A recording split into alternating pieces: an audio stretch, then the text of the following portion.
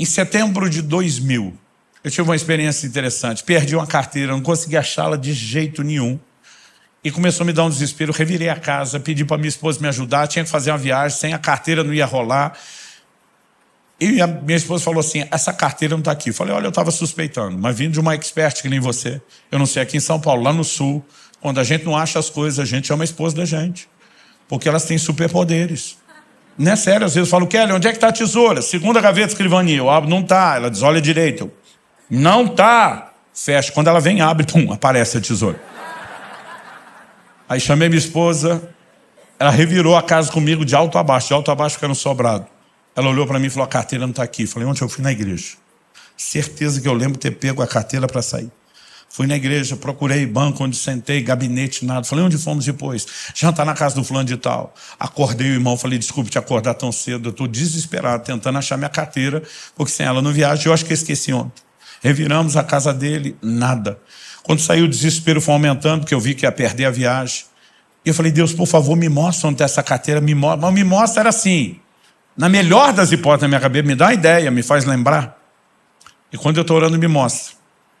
Eu tive uma visão, coisa que não costumo experimentar. Foi como se passasse uma tela de cinema, assim, na minha frente. Um filme estrelando eu mesmo. Como era o filme? Eu morava numa casa que ela era mais alta que o nível da rua e tinha uma escada que descia meio em S, assim, até a entrada da casa. Eu tinha parado o carro na entrada de pedestre, porque a garagem era pelo fundo, mas tinha chovido muito à tarde. Uma chuva que eu nunca vi, nem antes nem depois. Morei 9 anos naquela cidade, nunca tinha visto uma chuva como aquela. E chegou a hora de ir para a igreja, eu estou olhando para o carro que eu deixei lá na garagem e pensando como é que eu vou pular essa enxurrada. Então eu estou no alto da escada calculando quanto que eu tenho que correr para pular. E é como se a tomada da filmagem pegasse de baixo para cima. Eu estava vendo a roupa que eu estava usando quando fui para o culto, era uma noite muito fria, típica lá do sul, então eu estava com um sobretudo. E a carteira que eu usava na época não era dessas carteiras de bolso como hoje.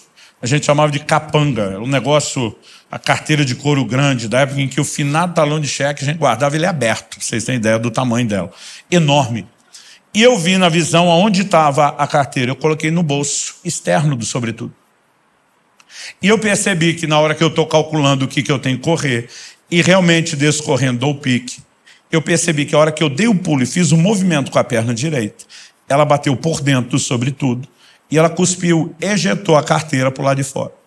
Na hora que ejetou, foi como se o filme desse um zoom na carteira saindo, e ela em câmera lenta. Para quem é da época do videocassete, quando entrava o slow motion, o som mudava, lembra?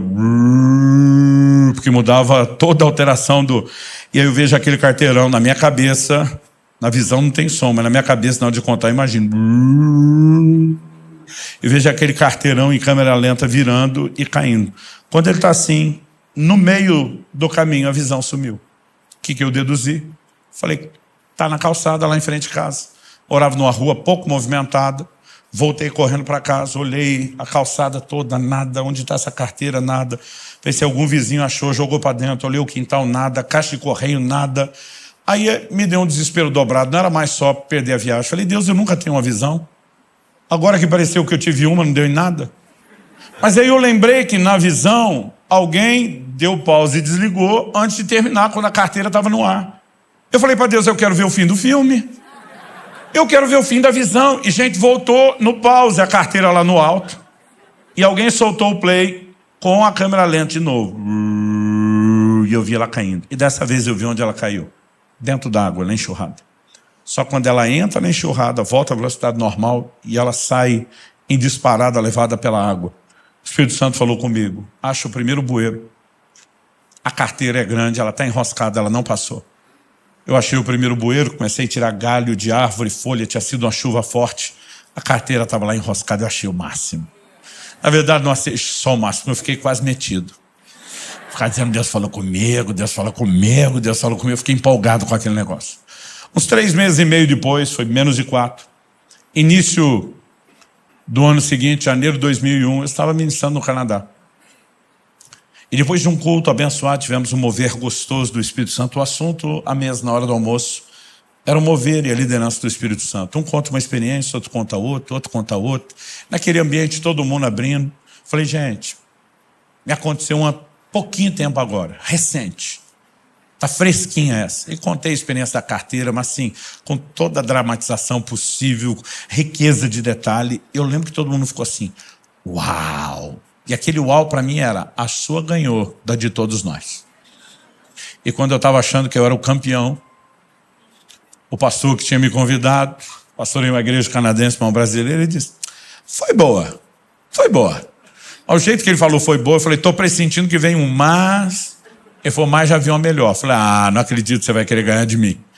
Ele falou, na verdade, não vou ganhar nada. Ele falou, só fui a testemunha. Aí ele me pergunta, você conheceu o fulano de tal? Falou o nome de um pastor que foi da vanguarda do avivamento aqui no Brasil. Eu falei, conheci o velhinho, encontrei ele em muitos eventos por aí, aeroporto, rodoviária, igrejas. Ele falou, pois é, ele foi um instrumento de Deus para trazer o avivamento não só para minha família, né, mas para a nossa igreja. E ele falou, um dia encontrei ele, já morava no Canadá. Falei, pastor, o senhor roda o mundo todo. Quando estiver no Canadá, me procure, me avise, dê um cartão para ele.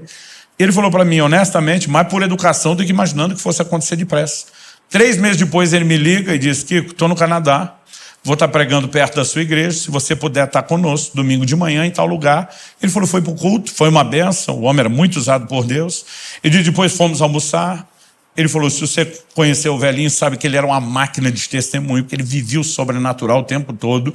E ele está falando das coisas de Deus, ninguém quer levantar, o tempo está passando, de repente ele olha para os irmãos que o tinham trazido de Toronto e iam levá-lo de volta, 1 hora de distância, onde ele tinha um culto à noite. Falou, eu não vou segurar vocês a tarde toda porque eu estou sem pressa. Dá um endereço para ele.